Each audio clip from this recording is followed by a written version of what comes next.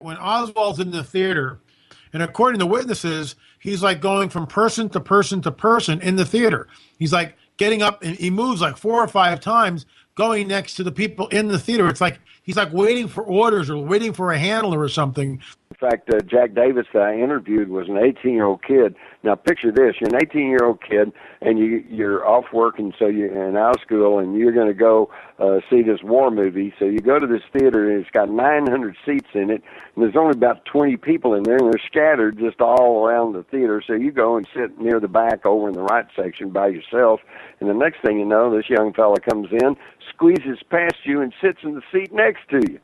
And he's going like, what's this? What does this guy want?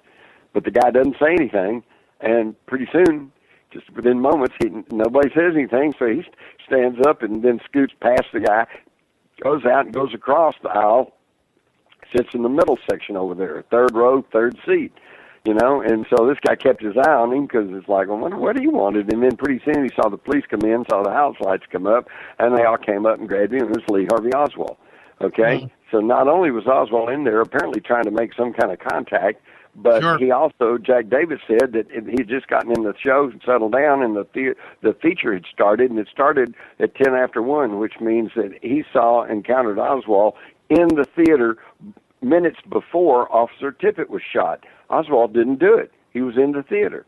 Right. And the Butch Burroughs, the assistant manager of the Texas Theater, has confirmed that to me, too. If you go check his Warren Commission testimony, he talks about how somebody sneaked into the theater about 1:30, and he heard the doors open, and he went around to collect a ticket, but there was nobody there. And he thought that whoever had slipped in might have gone up to the balcony. And that's what he's quoted telling this story in the Warren Commission. That's why everybody thinks that this is how they got on to Oswald, because they figured somebody had slipped in the theater without paying for his ticket.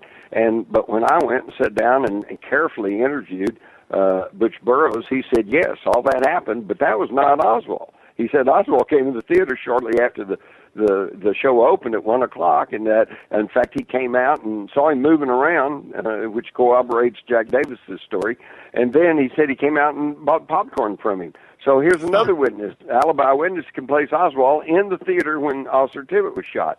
So see, this throws the whole Officer Tippit shooting just up in the air, because all these years they've argued, and I've heard people say over and over, well, if he wasn't guilty of shooting the president, then why did he shoot the cop? Okay, right. Well, now we can just turn that around and say, well, since we can prove he didn't shoot the cop, maybe he didn't shoot the president, like he said. Oh, man. So let me get this right. So Oswald's in the theater buying popcorn. I mean, yep. and he's going from person to person, like waiting for a handler. Obviously, yep. He's a patsy. Obviously, he's been set up. Now, were any of these people interviewed by the Warren Commission who saw Oswald? There you go again. No, Jack Davis wasn't interviewed. And Butch Burroughs, like I said, had told of 2 entries, and they only reported his account of 1. The whole thing's just screwy.